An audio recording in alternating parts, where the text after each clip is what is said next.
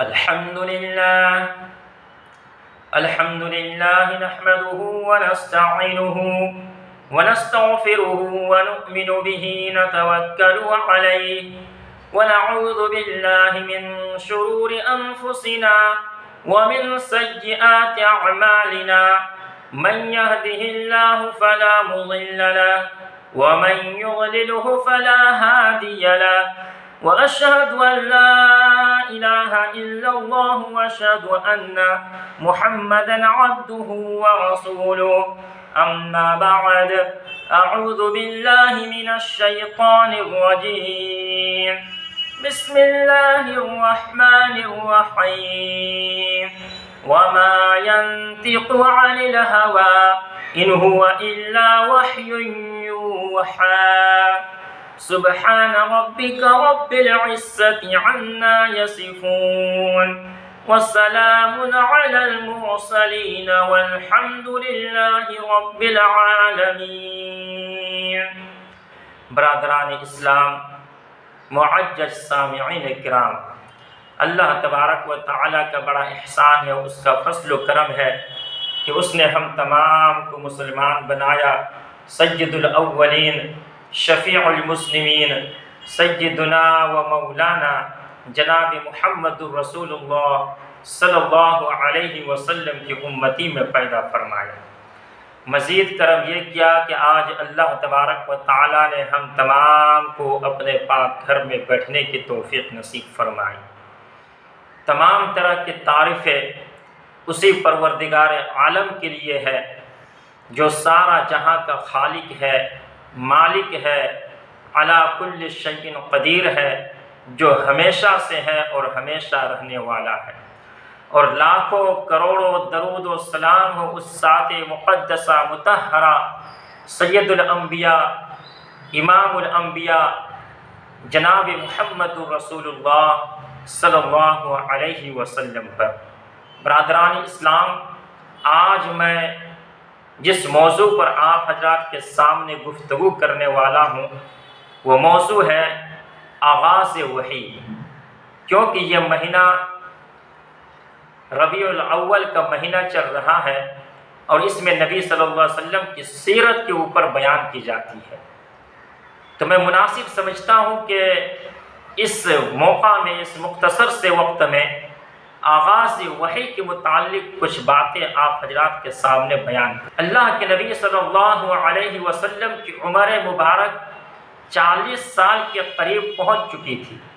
اس وقت آپ کے سامنے وہ سچائی روز روشن کی طرح عیاں ہونے لگی جس کی تمنا اور آرزو میں آپ نے اپنا بچپن اور جوانی گزاری۔ آپ اپنا سارا وقت خدا کی عبادت اور اس کے یاد میں گزارتے تھے۔ ذکر الہی اور عبادت و ریاضت نے آپ کی روح کو نور اور دل کو سرور کی دولت سے مالا مال کر دیا تھا۔ آپ کا قلب مبارک نورانیت اور پاکیزگی سے معمور ہو چکا تھا۔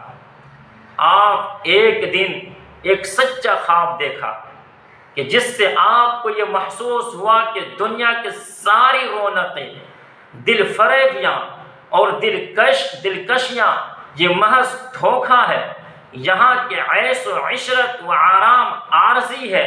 یہ سچا خواب آپ کو اس کے بعد بار بار نظر آتا۔ اس کے بعد رمضان المبارک کا مہینہ آیا۔ نبی کریم صلی اللہ علیہ وسلم اپنی عادت شریفہ کے مطابق غار حرا میں تشریف لے گئے اور یاد الہی میں ہماتن مشغول ہو گئے۔ جب گھر والوں میں سے کوئی کھانا لے کر آتا تھا تو آپ کو خیریت سے دیکھ کر مطمئن ہو جاتا۔ گھر والے آپ کی طرف سے غریبوں اور مسکینوں کو خیرات و صدقات دیتے اور آپ کے لیے دعائیں حاصل کرتے۔ جب رمضان کے کئی دن گزر گئے تو ایک رات سحری کے قریب اچانک آپ صلی اللہ علیہ وسلم کے سامنے ایک فرشتہ ظاہر ہوا اور وہ فرشتہ آپ سے کہتا ہے کہ اقرا، پڑھیے۔ نبی کریم صلی اللہ علیہ وسلم خوف زدہ ہو گئے تھے۔ جب پہلی دفعہ جبرائیل امین کو فرشتہ کو دیکھا تو اللہ کے نبی صلی اللہ علیہ وسلم خوف زدہ ہو گئے۔ آپ نے جواب دیا کہ میں پڑھنا نہیں جانتا۔ آپ نے کیا کہا کہ میں پڑھنا نہیں جانتا۔ اس کے بعد فرشتے نے آپ علیہ السلام کو سینے سے لگا کر کے بھینچا، آپ کو اتنے زور سے بھینچا کہ آپ کا سانس گھٹنے لگا۔ پھر فرشتے نے آپ کو چھوڑ کر کے کہا کہ اقرا، پڑھیے۔ رسول اللہ صلی اللہ علیہ وسلم نے فرمایا کہ میں نہیں پڑھنا جانتا۔ فرشتے نے دوبارہ آپ کو سینے سے لگا کر کے بھینچا اور زور سے دبایا اور کہا کہ اقرا، پڑھیے۔ آپ صلی اللہ علیہ وسلم نے پھر وہی جواب دیا کہ میں پڑھنا نہیں جانتا۔ فرشتے نے تیسری بار آپ صلی اللہ علیہ وسلم کو سینے سے لگا کر کے بھینچا اور فرمایا اور کہا کہ اقرا بسم ربک الذی خلق خلق الانسان من علق اقرا وربک الاکرم الذی علم بالقلم علم الانسان ما لم يعلم، یعنی جب پڑھو تو بسم اللہ الرحمن الرحیم سے پڑھا کرو کہ پیغمبر صلی اللہ علیہ وسلم آپ پر جو قرآن نازل ہوا کرے گا اس سے اپنے رب کے نام لے کر کے پڑھا کیجئے، یعنی جب بھی پڑھو تو بسم اللہ الرحمن الرحیم پڑھ کر کے پڑھا کیجئے۔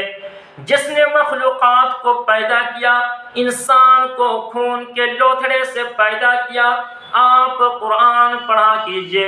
اور آپ کا رب بڑا کریم ہے جس نے قلم سے تعلیم دی اور ان چیزوں کی تعلیم دی جن کو وہ نہیں جانتا تھا۔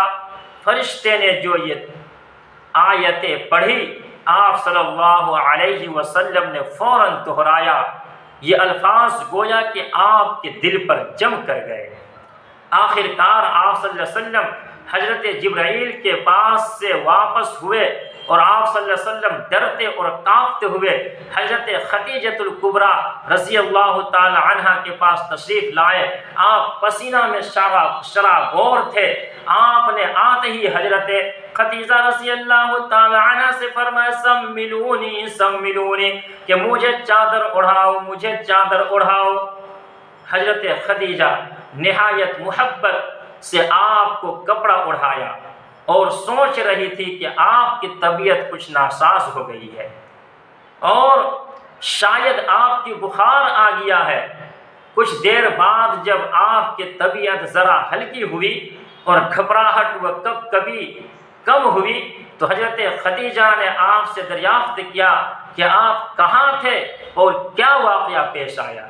رسول اللہ صلی اللہ علیہ وسلم نے حضرت خدیجہ رضی اللہ عنہا کو رحم طلب نظروں سے دیکھا اور فرمایا مجھے اپنی جان کا خطرہ ہو گیا ہے۔ لیکن حضرت خدیجہ رضی اللہ تعالی عنہا آپ کو نہایت عقیدت و احترام کی نظروں سے دیکھا اور ان کے چہرے پر اطمینان اور یقین کی مسکراہٹ ابھر آئی۔ انہوں نے آپ کو تسلی دیتے ہوئے فرمایا کہ یہ خوشخبری ہے محمد صلی اللہ علیہ وسلم، اس خدا کی قسم جس کے ہاتھ میں خدیجہ کی جان ہے، مجھے یقین ہے کہ آپ اس امت کے نبی ہیں۔ خدا کی قسم خدا آپ کو کبھی ضائع نہیں کرے گا۔ آپ رشتہ داروں کے حقوق پورا کرتے ہیں، ہمیشہ سچ بولتے ہیں، امانتیں ادا کرتے ہیں، نیک اور اچھے کام کرتے ہیں۔ حضرت خدیجہ رضی اللہ تعالی عنہا کی یہ تسلی آمیز باتیں سن کر آپ کو بہت سکون محسوس ہوا۔ آپ نے حضرت خدیجہ رضی اللہ تعالی عنہا کا ان تسلی و دلاسا والوں باتوں پر شکریہ ادا کیا۔ اس کے بعد آپ آنکھیں بند کر کے لیٹ گئے کہ خدا تعالیٰ آپ پر بھلائی اور خیر نازل فرمائے گا۔ حضرت خدیجہ رضی اللہ تعالی عنہ یوں تو نبی کریم صلی اللہ علیہ وسلم کو تسلی دے چکی تھی، مگر ان کے باوجود ان کا اس بات کا خیال لگا رہا جو آپ صلی اللہ علیہ وسلم نے ان کو بتلائی تھی۔ انہوں نے سوچا کہ یہ بات اپنے چچا زاد بھائی ورقہ بن نوفل سے بھی پوچھنی چاہیے۔ ورقہ بن نوفل سے بھی اپنے ان کے چچا زاد بھائی تھے کہ ان سے بھی پوچھنی چاہیے، کیونکہ ورقہ بن نوفل مشہور تھا کہ وہ بہت بڑے عالم ہے۔ کیا مشہور تھا ورقہ بن نوفل کے بارے میں؟ کہ وہ بہت بڑے عالم ہے اور کئی مذہبوں کے بارے میں بہت کچھ جانتے ہیں۔ ورقہ بن نوفل پہلے یہودی ہو گئے تھے، پھر انہوں نے عیسائی مذہب اختیار کر لیا تھا، اور انجیل پڑھ کر اس کی کچھ حصہ کا عربی میں ترجمہ بھی کیا تھا۔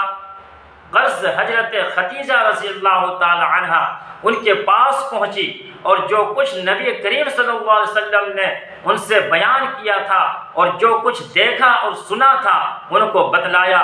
ورقہ بن نوفل نے جواب دیا۔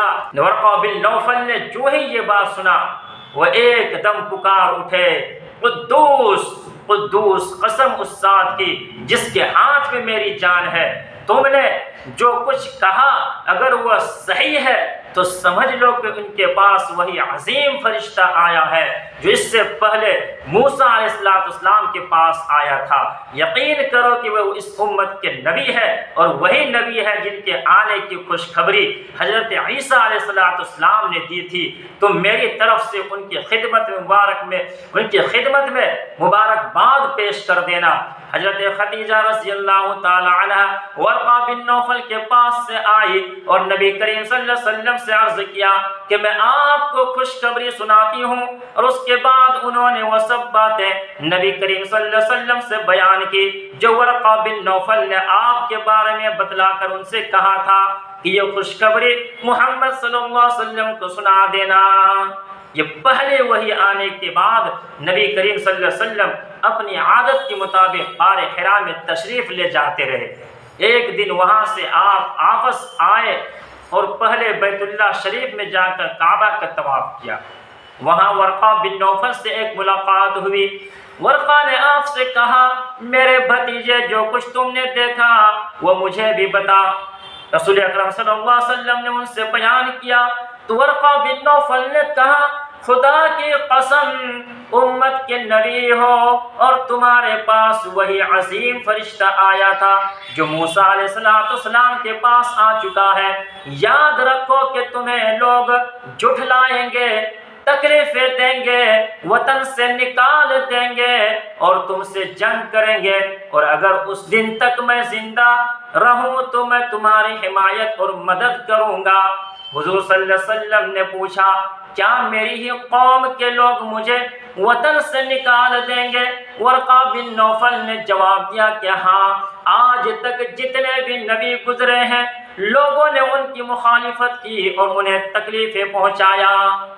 پھر ورقہ بن نوفل جھک کر آپ صلی اللہ علیہ وسلم کی سر مبارک کا بوسہ دیا اور اپنے گھر چلے گئے۔ نبی کریم صلی اللہ علیہ وسلم حضرت جبرائیل علیہ السلام کے دوبارہ آنے کے انتظار فرمانے لگے۔ آپ اس خیال سے پریشان رہنے لگے کہ حضرت جبرائیل آپ کو ہدایت دینے کو کیوں نہیں آتے، ایسی صورت میں آپ کیا کریں اور کس طرح تبلیغ کا آغاز کریں۔ آپ کی پریشانی بڑھتی گئی اور دن بدن بہت زیادہ غمگین رہنے لگے۔ حضرت خدیجہ الکبریٰ رضی اللہ تعالی عنہ آپ کی اس پریشانی کو بھانپ گئی اور وہ بھی آپ کی طرح ہر وقت اداس اور پریشان رہنے لگی۔ انہوں نے اپنے آپ کو سنبھالا اور نبی کریم صلی اللہ علیہ وسلم کو تسلی دینے لگی تاکہ آپ کی طبیعت کا بوجھ کچھ ہلکا ہو۔ جب بہت لمبا عرصہ گزر گیا تو نبی کریم صلی اللہ علیہ وسلم کی بے قراری بہت زیادہ بڑھ گئی۔ آپ کی بے چینی بہت زیادہ بڑھ گئی۔ آپ صلی اللہ علیہ وسلم نے 1 مہینہ تک غار حرا میں قیام فرمایا اور خدا کی عبادت میں مشغول رہے۔ آپ صلی اللہ علیہ وسلم نے 1 مہینہ تک غار حرا میں قیام فرمایا اور خدا کی عبادت میں مشغول رہے۔ آخر کار خداوند کریم نے فضل فرمایا۔ ایک روز غار حرا سے واپس تشریف لا رہے تھے کہ اچانک آپ کو ایک آواز سنائی دی۔ آپ نے آگے پیچھے دائیں بائیں ہر طرف دیکھا مگر کچھ نظر نہیں آیا۔ آپ صلی اللہ علیہ وسلم نے کیا سنی؟ ایک آواز سنی۔ اپنے آگے بھی دیکھا تو کچھ نظر نہیں آ رہا ہے، پیچھے بھی دیکھ رہے تو کچھ نظر نہیں آ رہا، بائیں دیکھ رہے تو نظر نہیں آ رہا، دائیں دیکھ رہے تو کچھ نظر نہیں آیا، دائیں بائیں ہر طرف دیکھا مگر کچھ نظر نہ آیا۔ پھر آپ صلی اللہ علیہ وسلم نے اوپر کو نظر اٹھائی، آسمان کی طرف نظر اٹھائی تو کیا دیکھتا ہے کہ وہی فرشتہ سامنے ہے جو غار حرا میں آیا تھا، یعنی جبرائیل علیہ السلام مگر اس دفعہ وہ زمین و آسمان کے درمیان ایک کرسی پر بیٹھے ہوئے تھے۔ نبی کریم صلی اللہ علیہ وسلم پر بہت زیادہ خوف و ڈر کا عالم طاری ہو گیا۔ آپ ڈرتے اور کانپتے ہوئے اپنے گھر تشریف لائے اور حضرت خدیجہ رضی اللہ تعالیٰ عنہ سے فرمایا کہ مجھے چادر اڑھاؤ، مجھ پر ٹھنڈا پانی ڈالو۔ اس وقت آپ پر یہ آیت نازل ہوئی، یا ایھا المدثر قم فانذر وربک فکبر وثیابک فطہر والرجز فاہجر ولا تمنن تستکثر ولربک فاصبر۔ یہ آیت نازل ہوئی کہ ایک کپڑا اوڑھنے والے اٹھو، کپڑا اوڑھنے والے اٹھو اور پھر کافروں کو ڈراؤ، اپنے رب کی بڑائیاں بیان کرو، اپنے کپڑوں کو پاک رکھو اور بتوں سے الگ رہو جس طرح کہ اب تک الگ ہو، اور کسی کو اس غرض سے مت دو کہ دوسرے وقت زیادہ معاوضہ چاہو، اور پھر جو ایذا پیش آئے اس پر اپنے رب کی خوشنودی کے خاطر صبر کرو۔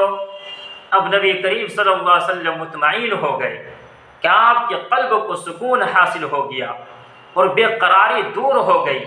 جب حضرت خدیجہ رضی اللہ تعالی عنہا کو اس کی خبر ہوئی تو وہ بھی پوری طرح آپ کی خوشی میں شریک ہوئی، کیونکہ وہ اپنے شوہر کے لیے جس بات کی تمنا اور دعا کر رہی تھی وہ پوری ہو گئی تھی۔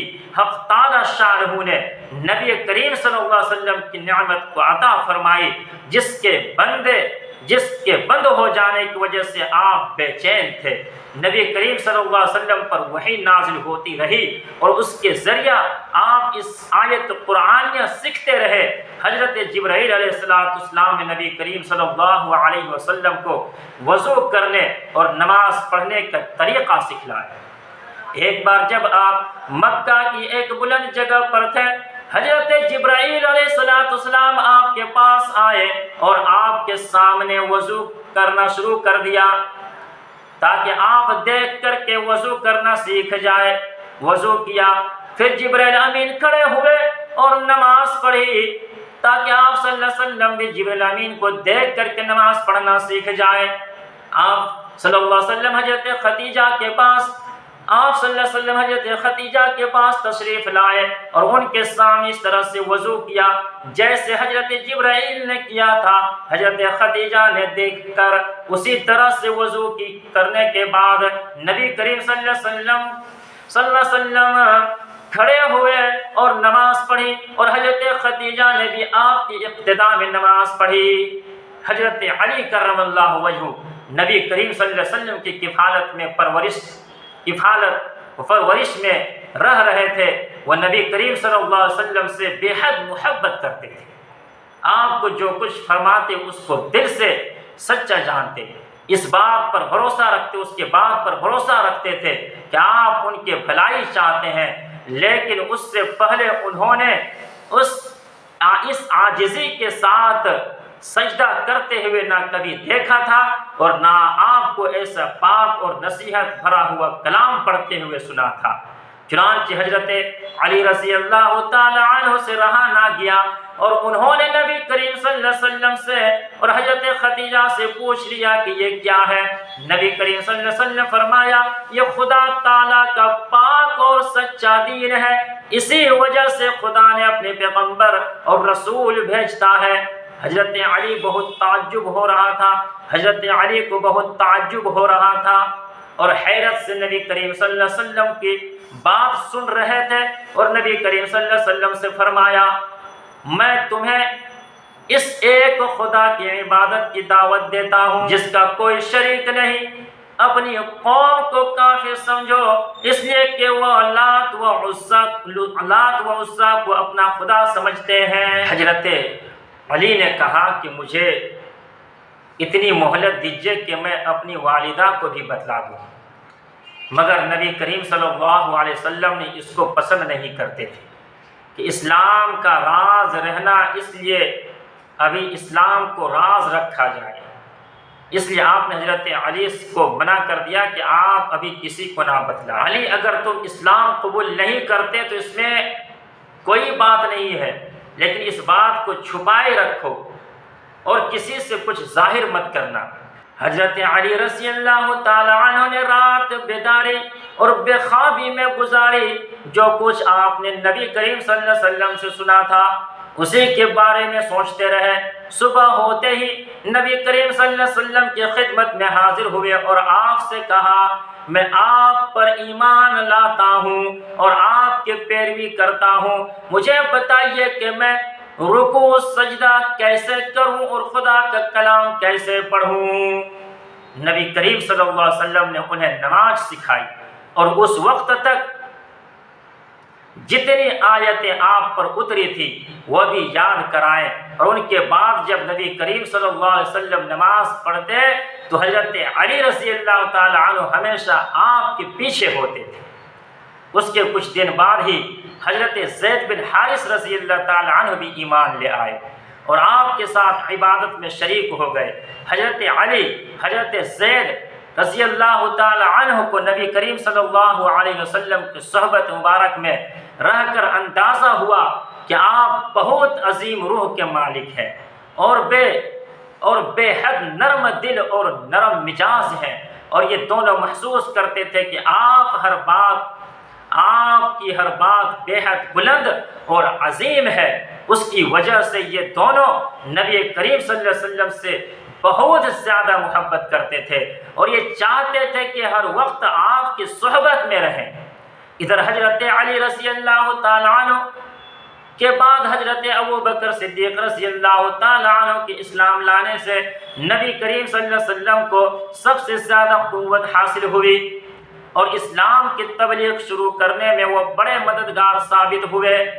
حضرت ابوبکر اپنی قوم میں بہت زیادہ محبوب تھی، ادھر وہ قریش میں اعلیٰ حسب و نسب اور اونچے خاندان سے تعلق رکھتے تھے۔ حضرت ابوبکر ایک خوشحال تاجر اور حد درجہ سخی اور پیسہ خوب خرچ کرنے والے تھے۔ اس کے علاوہ ایک بہت خوش اخلاق اور مشہور آدمی تھے، لوگ اپنے کاموں میں ان سے مشورہ کرتے تھے اور ان کی مجلس میں بیٹھنا پسند کرتے تھے۔ ان کی مجلس بہت اچھی اور مفید ہوا کرتی تھی۔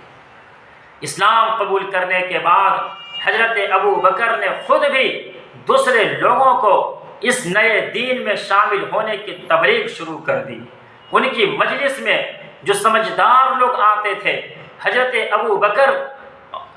ابوبکر رضی اللہ تعالی عنہ ان کو اسلام قبول کرنے کی دعوت دیتے تھے۔ جن صحابہ نے حضرت ابوبکر کے ذریعے اسلام قبول کیا ان میں سے سب سے پہلے حضرت عثمان بن عفان رضی اللہ تعالی عنہ ہے، پھر حضرت زبیر بن عوام رضی اللہ تعالی عنہ، پھر حضرت عبد الرحمن بن عوف رضی اللہ تعالی عنہ، پھر حضرت سعد بن ابی وقاص رضی اللہ تعالی عنہ اور حضرت طلحہ بن عبید اللہ رضی اللہ تعالی عنہ مسلمان ہوئے۔ اس کے بعد حضرت عبید اللہ بن جراح اور ارقم بن ارقم نے اسلام قبول کیا۔ اس کے بعد اور بہت سے مرد عورت مسلمان ہوئے اور ان عورتوں میں حضرت ابوبکر، حضرت عمر رضی اللہ تعالی عنہ کی بیٹیاں بھی شامل تھیں۔ اہل اسلام کی تعداد میں روز بروز اضافہ ہوتا رہا، حالانکہ نبی کریم صلی اللہ علیہ وسلم نے تمام طریقوں سے تبلیغ اللہ کے دین کی اشاعت کا کام شروع نہیں فرمایا تھا۔ لوگ ابھی تک اپنے اسلام کو چھپائے ہوئے تھے اور چپکے ہی اس کی اشاعت کا کام کر رہے تھے۔ جن لوگوں کے بارے میں انہیں معلوم ہوتا کہ ان کی طبیعت میں سلامتی اور بھلائی ہے اور سچائی کی طرف جھک سکتے ہیں، ان کو صحابہ اسلام کا پیغام سناتے، مگر یہ سب کچھ وہ اپنے رشتہ داروں اور عام لوگوں سے چھپ کر کے کرتے تھے۔ ان کاموں کے لیے وہ آبادی سے دور ویران جگہ منتخب کرتے، وہاں قرآن کریم پڑھتے اور دوسروں کو یاد کراتے، لوگوں سے چھپ کر پہاڑوں اور گھاٹیوں میں جاتے اور وہاں نماز پڑھتے نئے مسلمان اپنے سے پہلے اسلام لانے والوں سے مسئلے پوچھتے اور قرآن کریم کی جتنی آیتیں اس وقت تک نازل ہو چکی تھی وہ یاد کرتے تھے۔ رفتہ رفتہ مکہ والوں کو مسلمان کی سرگرمیوں کا علم ہونے لگا، چنانچہ وہ مسلمان کے خفیہ راز کو جاننے کے لیے تاک میں لگ گئے۔ بہت جلدی ہی انہیں معلوم ہو گیا کہ مسلمان نماز پڑھتے ہیں، عبادتیں کرتے ہیں۔ انہیں معلوم ہوا کہ نبی کریم صلی اللہ علیہ وسلم قریش کے دین کے بجائے ایک نئے دین کا پیغام دیتے ہیں جو یہ سکھاتا ہے کہ خدا ایک ہے، اس کی خدائی میں کوئی دوسرا شریک نہیں، وہی پیدا کرتا ہے، وہی مارتا ہے، کوئی اس کے برابر نہیں، وہ ہمیشہ سے ہے اور ہمیشہ رہے گا۔ یہ خود نبی کریم صلی اللہ علیہ وسلم کے پیغمبر اور رسول ہے جنہیں خداوند کریم نے دنیا کی رہنمائی اور ہدایت کے لیے بھیجا ہے۔ قریش کو جب یہ راز معلوم ہوا تو وہ غصے اور حیرت سے ایک دوسرے کی طرف دیکھنے لگے کہ ان کو دلوں میں غصہ کا طوفان اٹھنے لگا۔ کہا کہ ابو طالب کے پاس رہنے والا یتیم محمد صلی اللہ علیہ وسلم نبی ہونے کا دعویٰ کر بیٹھا ہے، کیا وہ لوگوں کو ہمارے مذہب چھوڑنے اور ہمارے خداؤں کا انکار کرنے کی ترغیب دے رہا ہے؟ کیا محمد صلی اللہ علیہ وسلم نے اس کی جسارت کی کہ وہ اپنی قوم اور اپنے باپ داداؤں کے مذہب کو چھوڑ دے؟ سب لوگ حیرت اور تعجب بھری نظروں سے ایک دوسرے کو دیکھتے۔ بعض لوگوں نے تو اسی وقت پورے یقین کے ساتھ کہہ دیا کہ نعوذ باللہ محمد پاگل ہو گیا ہے۔ کچھ لوگوں نے کہا کہ اس کو شہرت اور عزت حاصل کرنے کی سوجھی ہے، مگر جلد ہی اس کی یہ خواب غلط ثابت ہوں گے۔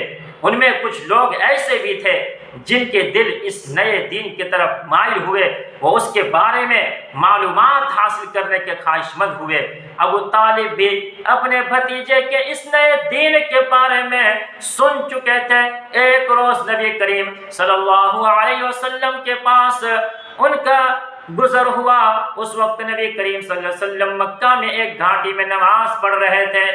آپ کے ساتھ حضرت علی رضی اللہ تعالی عنہ تھے۔ نبی کریم صلی اللہ علیہ وسلم سے کہا، ابو طالب نے نبی کریم صلی اللہ علیہ وسلم سے کہا کہ میرے بھتیجے، یہ کون سا دین ہے جس دین